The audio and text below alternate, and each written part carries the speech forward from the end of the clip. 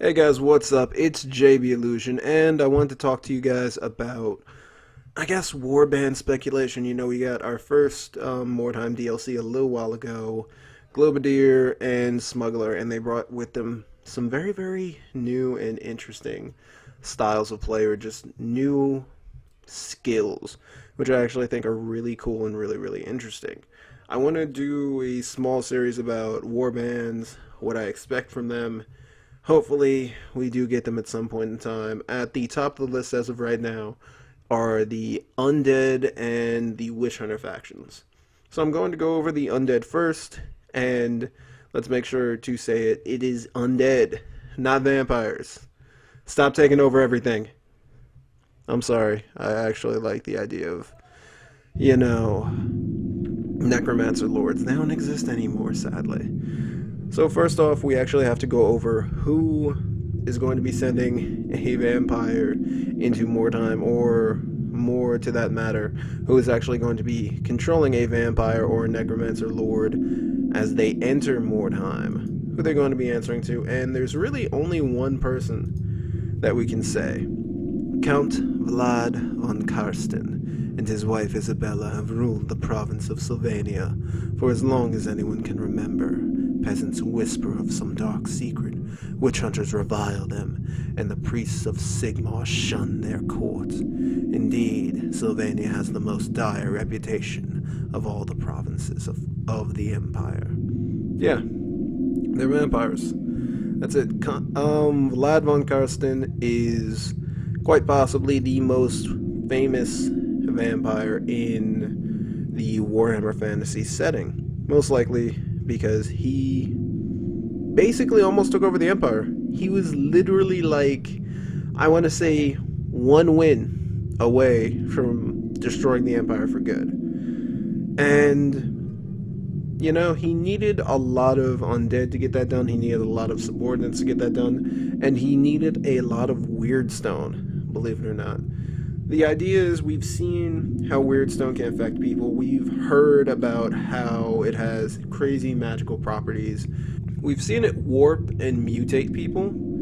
So the idea is that once Vlad gets his hands on this Weirdstone, he'll be able to raise far more undead than he ever would have been able to do on his lonesome or with his dregs. With this Weirdstone, he will also be able to draw more vampires and other creatures to his side, which I actually think is really cool. I really like that idea. I don't know how excited I am to be working directly for Vlad von Karsten, but you know what? I think it would be a really, really good story, like lore reason. So we covered the undead vampire that we're probably going to be working for, but I don't think a lot of people actually know where the vampires come from. So quick thing, Nagash was the first necromancer. He was more really like a lich lord. He took over the area that the Tomb Kings now reside in, Khemri. The reasons that the Tomb Kings are basically giant walking skeletons is the fact that he kind of killed everybody. Yeah, he killed a lot of people, and before he could revive all of them and kind of make the world in his image, which would basically be everything dead, the Skaven and a very, very skillful Khemri prince, I think it wasn't Cetra, but basically they teamed up together, as in the Skaven gave this guy a sword made of pure warpstone that killed anyone it touched, and he snuck up on Nagash and hacked him into tiny little pieces. Before that, though, Nagash was nice enough to turn a few people into vampires, and those vampires then sired more vampires, and the bloodlines of the vampires in Warhammer Fantasy were kind of established. The first vampire was Neferata. Neferata was the person who actually went after Nagash, wanted to become immortal like he was, and she got her gift as of becoming a vampire. Now, the factions are actually really interesting because they could really, really change how a vampire fights. For example, let's just go down them really, really quickly. Neferata. Neferata essentially is the high society, high intrigue vampire. Her bloodline is the Lamia. Lamia. They're essentially the vampires who are probably the most social out of all the vampires in the Warhammer universe. They'll show up to, say, an Empire court, guile and intrigue their way through some people, and then somebody will be like, "Oh my god, you're a vampire! Burn her!" No, hold on. I can help you. I can use my vampire powers. Go slip over there, give you guys much needed information, all for the small, small price of some gold, a nice place to live, a nice bed, and, some blood. And there are actually some Lamia vampires that have done this, have set up these crazy spy circuits, and they all still report back to Neferata, which is super awesome. Then we have Neferata's, I guess you could say, mistake, the Blood Dragon bloodline. Now you see, she wound up turning a man who was a warrior. He really didn't like the transformation afterwards, and he went on this crazy, awesome quest to try to get rid of his vampirism. He also had a special thing about him where he would avoid eating people. He would avoid trying to sink his fangs into people whenever possible, and he would actually drink the blood of cows and chickens and other animals. He was actually a really awesome knightly dude. So eventually, after his hundreds of years of just trying to fight everything possible, trying to figure out a way to get rid of his vampirism through pretty much martial discipline, he eventually came upon a dragon in the desert. So he saw the dragon, he was like, well, let's do it. And he fought it for days. The battle, I believe, lasted 3 days, and after he slew the dragon, he was so famished, he was so thirsty, that he sunk his fangs into the dragon and bled it for quite a few days. And they kind of passed out. After he was done, he woke up and he was cured. That in turn has spread to other vampires. So now you have a bunch of vampires who are traveling around the world seeking to improve their martial skills. And sometimes they'll say, go to Bretonia, fight another guy. Oh, he's really strong. You know what? If he had another 100 years, he probably would have beat me. So then they'll turn that guy, and he's now a member of the Blood Dragons, which then means that they'll have better chances of actually finding a dragon, killing it, and, sucking it dry and then getting rid of their vampirism. I really like the idea of Blood Dragons, and they're super awesome to me. I don't know, it's kind of like the knightly vampire. I'm not a monster, I don't revel in it, I will get rid of this. As opposed to the Strigoi. Now, the Strigoi are very interesting because they are essentially the bestial vampires. They live out in the woods, they live around crypts, they often talk to ghouls who are humans who devour, other humans' dead, decaying flesh. And they're the most feral. That's the thing about them. They don't look, too pleasing to the eye. They've got claws, they've got fangs, their backs are all just their bones are out of place and they're hunched. But I have to admit, I kind of tried to start an army led by a Strigoi vampire just because they're kind of cool. So the cool thing about them is they have the shape-shifting. Well, they specialize in kind of the shape-shifting and calling monsters and beasts to their sides. So that could actually make a very interesting leader for Warband. The next group is more focused on, I guess you could say, magical might. The Necroc vampires are, necromancers on steroids? I guess that's the only thing that I could say about them. They're very, very strong, like all vampires. They're skilled, but they've basically devoted their hundreds, possibly thousands of years of undeath to the necromantic arts, which makes them probably the most powerful necromancers around, except for Nagash.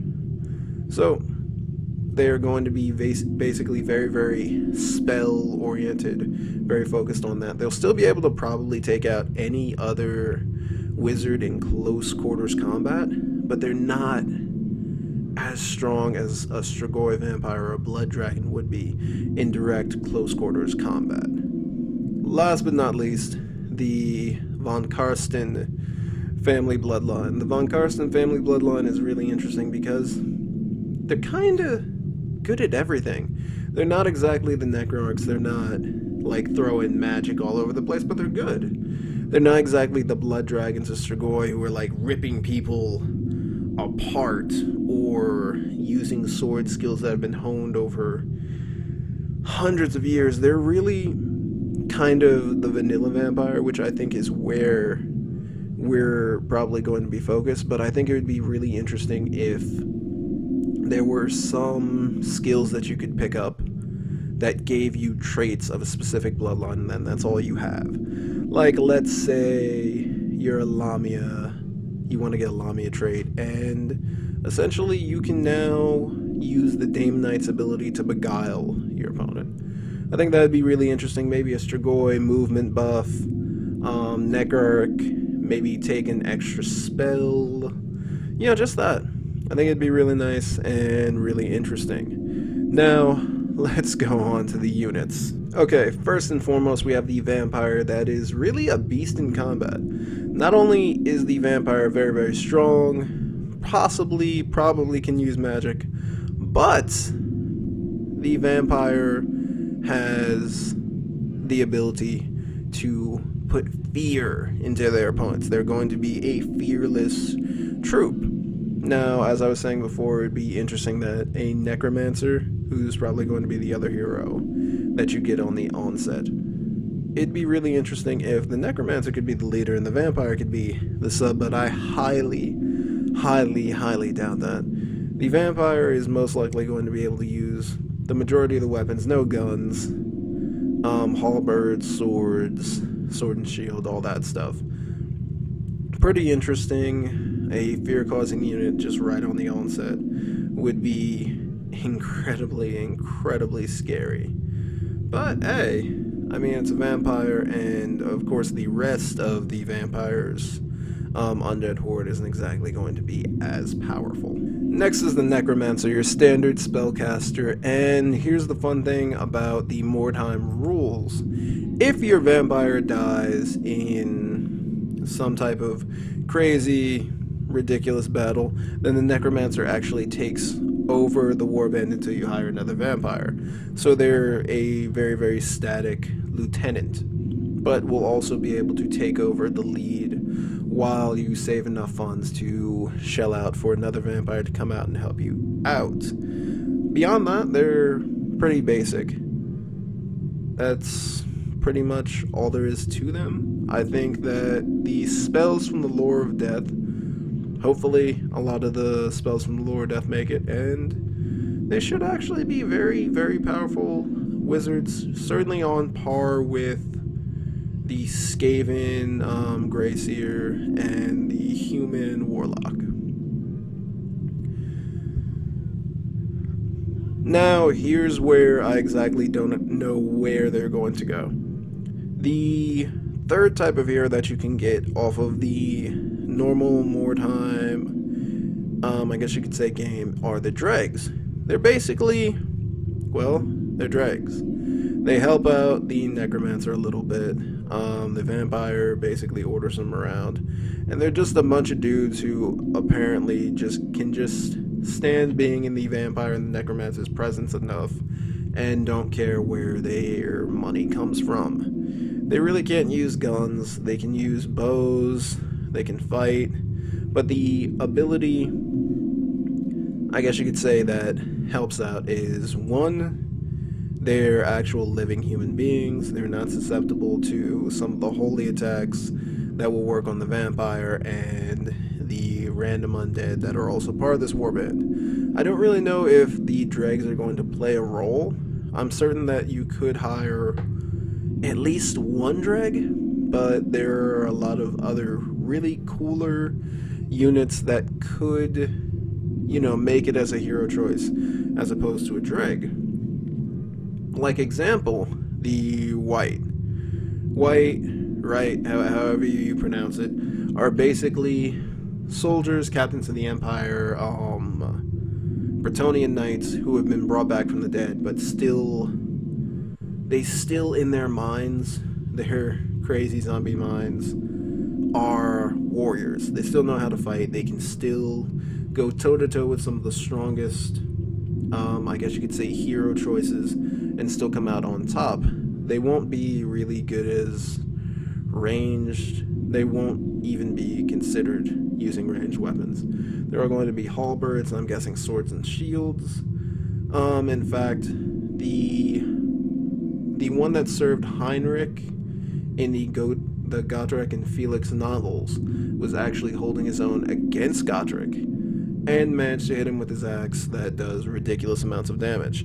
That was the best part of that book for me. Henchmen. So, in the official Mordheim game, your henchmen basically are zombies, direwolves, and ghouls. We're only allowed 2 types of henchmen, so I'm assuming we're going to get something along the lines of zombies and ghouls. I don't think we're going to get direwolves. I think the wolves are going to be just for, I think they're just going to be for the witch hunters. I really don't think the direwolves should be a part of the Undead Warband. Now, zombies, yeah, slow, smelly, and I guess can take a ton of damage. I feel like the zombies might have maybe some abilities similar to where they call it the Plague Bearers of Nurgle, something like that. Maybe a zombie comes in an area smelling particularly funky and it just throws off a couple people's aim.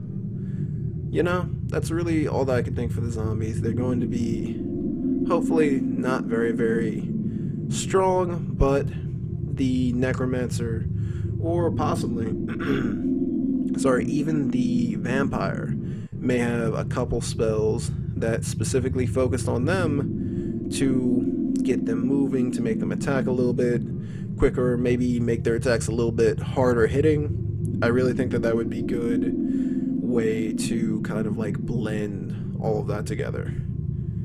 Next are the ghouls. I've talked about this before with the Strigoi. The ghouls are essentially a bunch of crazy people who eat human flesh. They all essentially look like they should be hanging out in very, very deep, dark places, searching for hobbits and then tackling them, begging for their precious back. They're not going to be really a ranged force. I really think that the only ranged attacks that may come out of this warband are probably going to be focused on the dregs, but they'll probably be very, very good close-up combat units. They'll have more movement speed than the zombies, so hopefully a ghoul can go up, attack someone, and then the zombies can come up on them and start biting people. Well, actually, assuming that the ghoul already hasn't started biting dudes. The skills for the ghoul I'm really not sure of. Maybe they'll pick up some, I don't know, bite somebody or kill somebody and then decide to take a bite out of them. It'd be very interesting if you could get a stun off and bite somebody for a little bit more health. That would probably cause ridiculous wounds, but I think it'd be kind of cool. Now, outside of that, there's one area that I'm not really sure about. That's the impressives. Alright, so we've gone over a couple different heroes. We've talked about how it's possible. We've got Vampire, Necromancer, the Dreg, the White. Those 4 seem really, really good, really, really ideal for an Undead Warband. But what the heck is an impressive unit for them going to be like? Well, if they decide to just keep the vampires, von Karstens, that's just it, that's what they are, we're not going to give them any abilities from any of the other bloodlines, then hey, we get a blood dragon up in this bitch. Probably not gonna happen. But another impressive could be a banshee. Banshees are incorporeal though, so I don't really know how they're going to be damaged. I mean, that would kind of suck if you're required to bring a wizard just to fight against the undead units. Or, well, the Sisters of Sigmar are pretty much set on that regard. There's also the Vongulf. The Vongulf, I'm probably pronouncing it terribly, is basically a big ass bat. So, it is basically the size of 3 or 4 people, huge wingspan, and walks on the ground and hunts people, bites them, fights. It's a really crazy monster that the vampire counts can have at their disposal. Flies a little bit too. I doubt it's going to be flying, but it's very, very similar to, say, the rat ogre or just the ogre that are found in some other groups, and the chaos spawn that's also found in the chaos group. I think it'd be really good. I think it would be perfect fit for the Undead Warband, and that's pretty much it. Thank you guys for listening to me ramble on about this topic. If you guys have any ideas on how the Undead Warband should look, how it should function, if you also believe that Necromancer Lords should make a comeback, please hit me in the comments. If you liked it, like, and please, even if you have something to say about my terrible, terrible pronunciation of some of these words, please hit me up in the comments. Anyhow, I'm JB Illusion. Have a nice day, everybody. Peace.